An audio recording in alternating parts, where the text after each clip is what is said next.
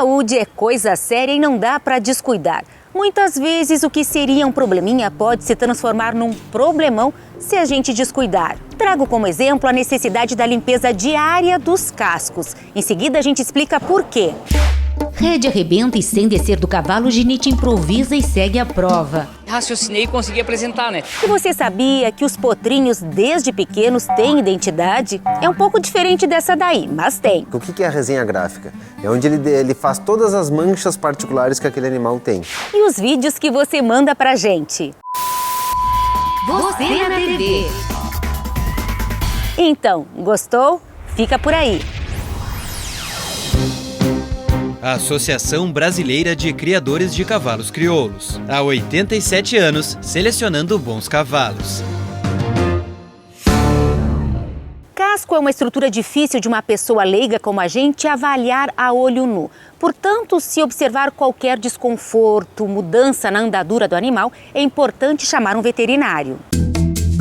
O proprietário relatou que foi com ele para o rodeio no final de semana, eram 2, 3 dias de rodeio, chegou lá, laçou os 2 primeiros dias, ele estava bem. No terceiro dia, eles notaram que ele começou a claudicar, começou a mancar um pouquinho, eles foram ver o que era, pode ser alguma coisa, vamos ver, e foram inspecionar o casco e ele tinha um fragmento de cravo encravado na sola do casco. Os cravos são feitos de ferro e usados para fixar a ferradura ao casco. Mas a veterinária conta que o cavalo pisou em um que estava no chão. O cravo não era dele. E aí eles removeram esse fragmento e seguiram laçando. No outro dia, ele já desencadeou todo o processo e já não botava mais a mão no chão. Foi aí que a veterinária foi chamada. No exame de pinçamento, a gente conseguiu localizar os focos de dor. Fizemos a ressecção dessa sola, abrimos ela para poder drenar esse conteúdo. No pinçamento a gente achou 3 pontos e a gente abriu onde ele sentia mais dor.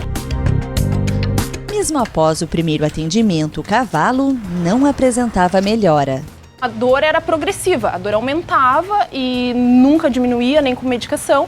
Diante do quadro, era claro que não se tratava apenas de um abscesso. Era preciso chegar ao diagnóstico. Nós radiografamos e se constatou que ele estava fazendo um processo de osteite podal. É uma degeneração desse osso, da falange distal, em função da contaminação. Pelo raio-x, podemos ver que a infecção fez o osso se desmineralizar, se desmanchar mesmo. Na imagem, o círculo mostra a área da lesão. Ele fica rarefeito, ele fica meio transparente, muda a cor. Onde ele está radiolucente é porque ele já está fino, ele já está se desmanchando, ele já não tem mais essa mesma estrutura.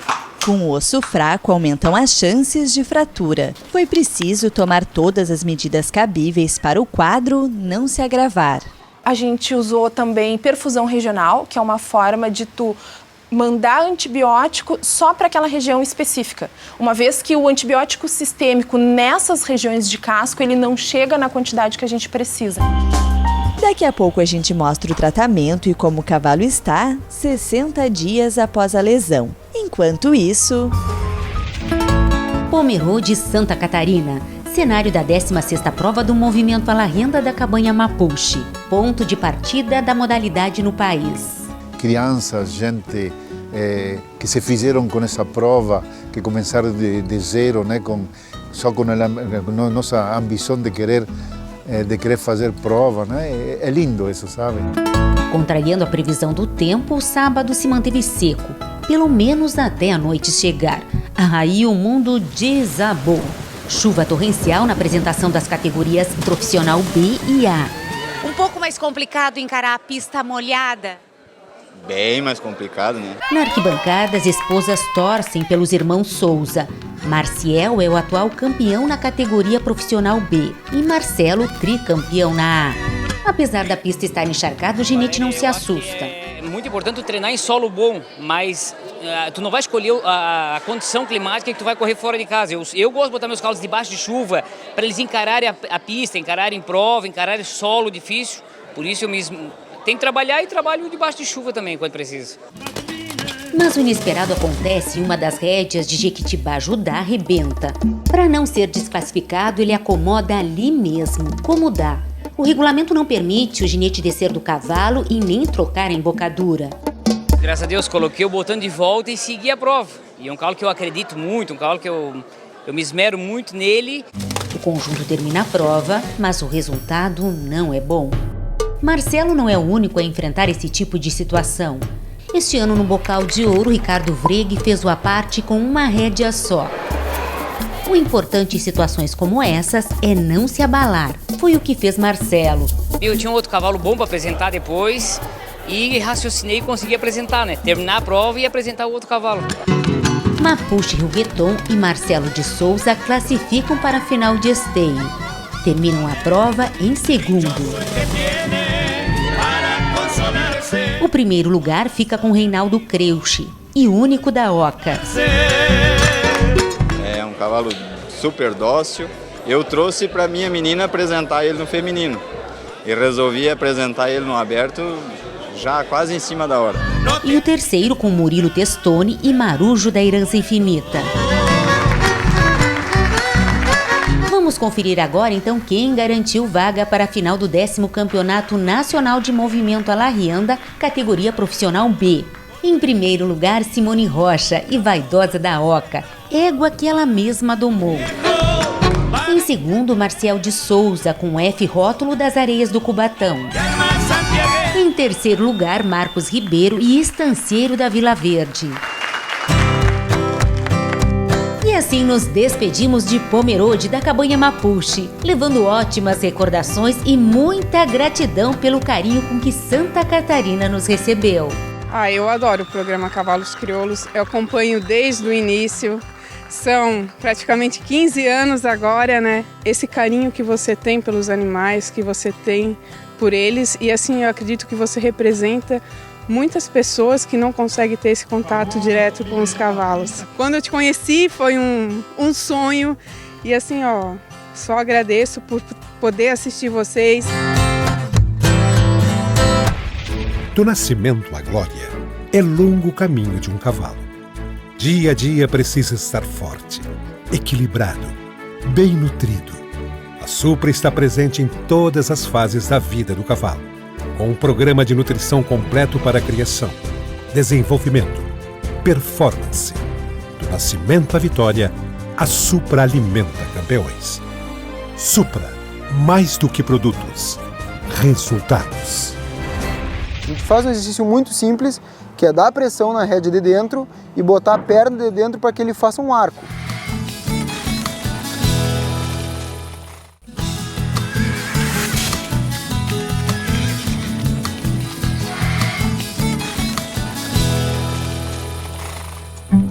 Hoje é um dia especial para os pequenos, que serão identificados no papel, seja pela cor do pelo, pela marca na cara, nas patas. Nenhum potro é igual ao outro, mas pode ser parecido. Identificar quem é função desse profissional habilitado pela Associação Brasileira de Criadores de Cavalos Crioulos.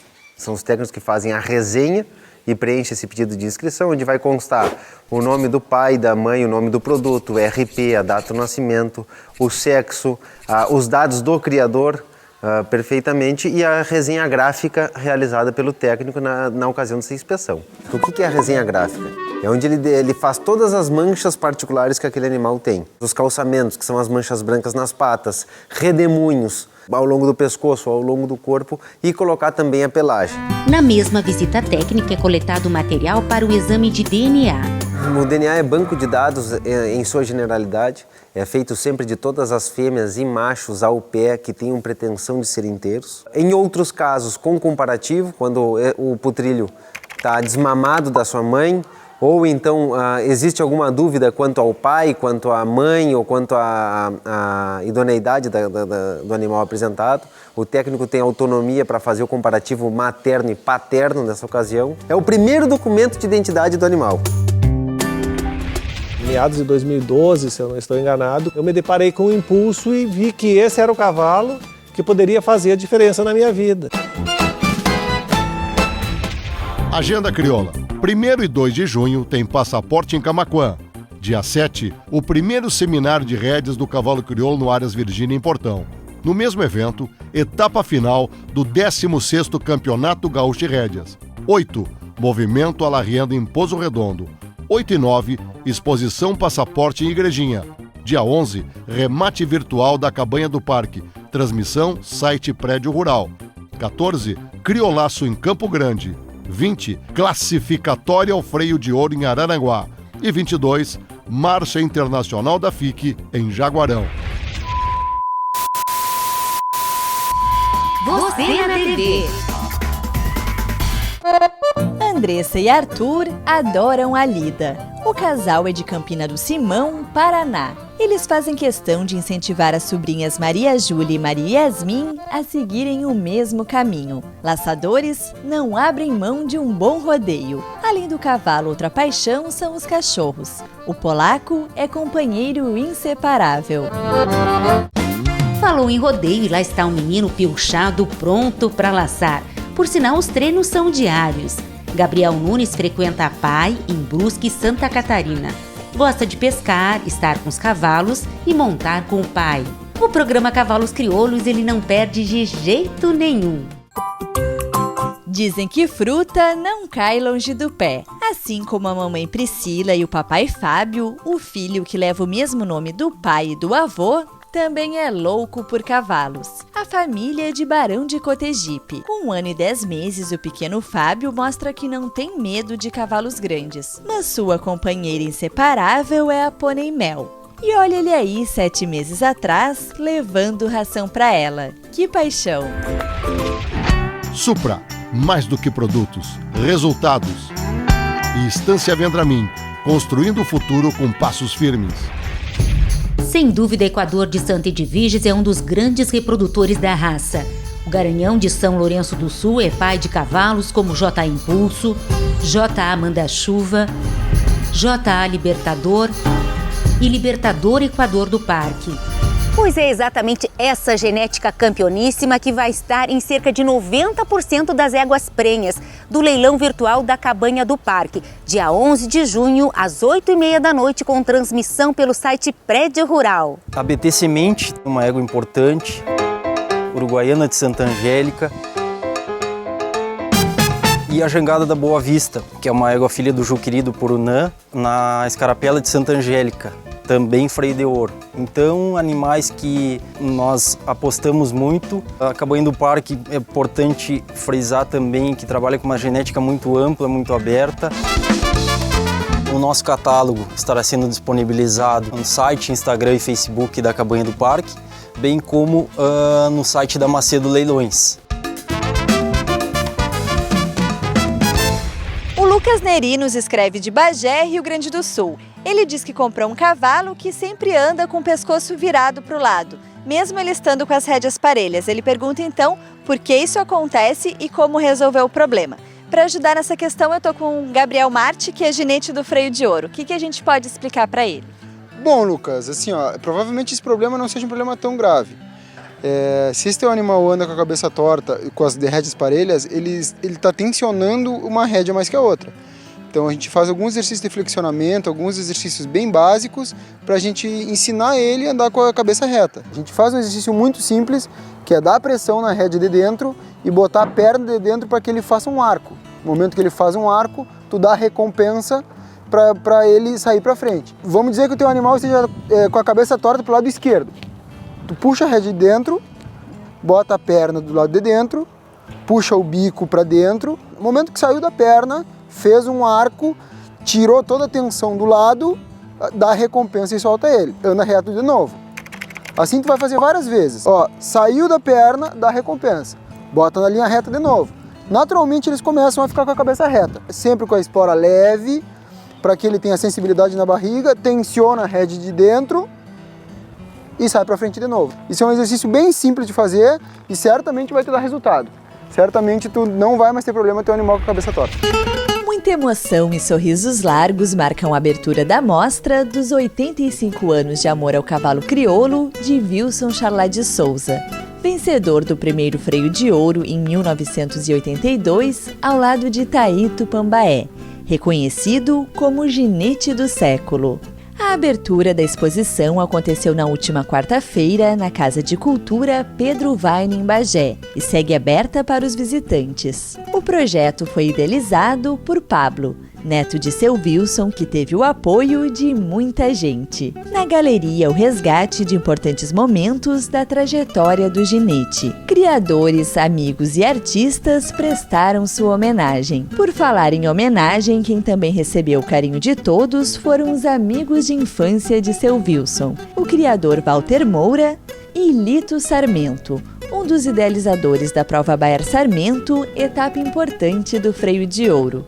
Uma noite que certamente vai ficar no coração de todos. Você com certeza já ouviu falar nos produtos da R2 Erarte. Uma variedade de protetores, pescoceiras e capas. Tudo isso você compra a hora que quiser, sem sair de casa, através do site. R2 Erarte, marca de campeões. O cavalo, enquanto está com medo e dor, ele parou, ele não está aprendendo.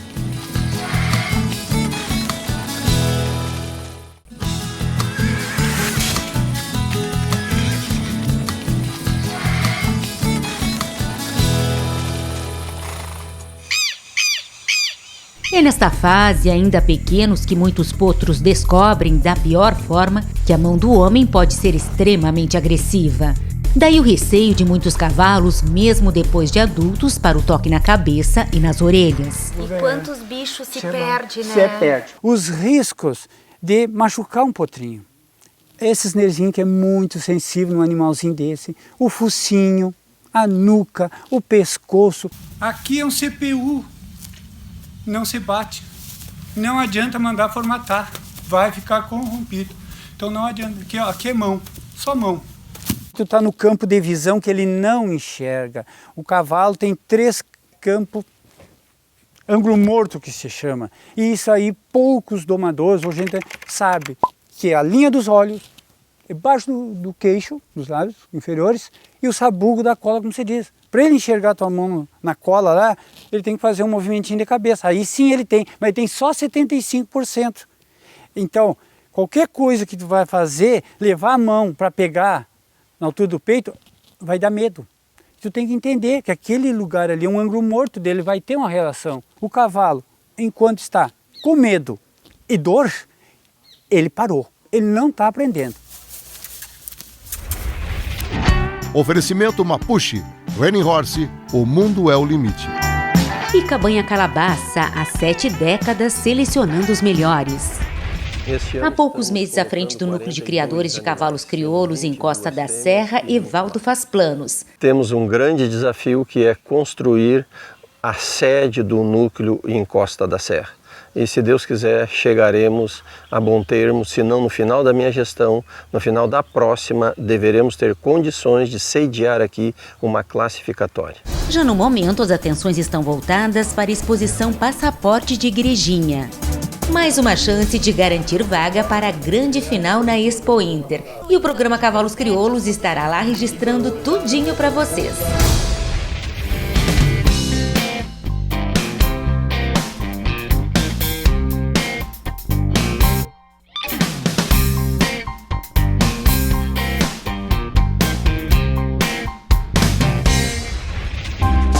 Como mostramos há pouco, o Hermano desenvolveu uma osteite podal depois de pisar em um cravo. Uma perfuração aparentemente simples causou uma inflamação no osso por causa da contaminação. Assim que o cavalo foi diagnosticado com osteite podal, a fisioterapia veio para auxiliar o tratamento clínico, promovendo o bem-estar e acelerando o processo de recuperação. Qualquer medicação, mesmo sendo sistêmica, eu preciso que aquela região esteja receptiva. Então, se eu tenho edema, se eu tenho um processo inflamatório que dificulte a chegada via sangue naquela região com a medicação que eu estou aplicando, como eu posso fazer aquela região ficar mais receptiva e responder ao tratamento? Potencializar a ação dos medicamentos é apenas um dos benefícios da fisioterapia, que também pode minimizar o seu uso. Esse animal apresentava uma contratura muscular em função da limitação e do membro que ele não apoiava.